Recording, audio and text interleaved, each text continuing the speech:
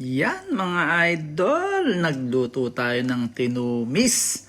At tayo talagang pag nag-crave, talaga namang ora mismo tayo pupunta ng palengke. At ayan na mga idol, maraming sibuyas at maraming bawang.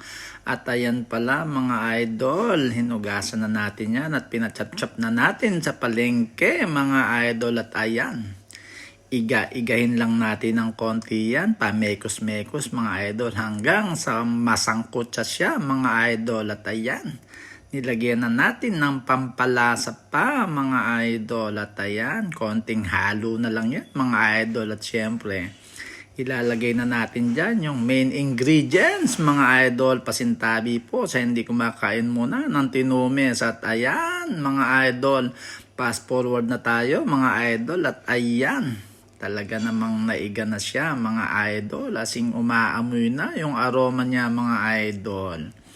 At ayan po, ilagyan na natin ng pampalasa pa. At syempre ang siling haba mga idol. At yan talagang may kapit habang tumatagal.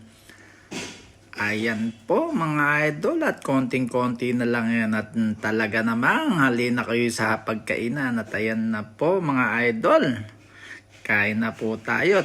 Ihanda na ang wataw. Bye-bye!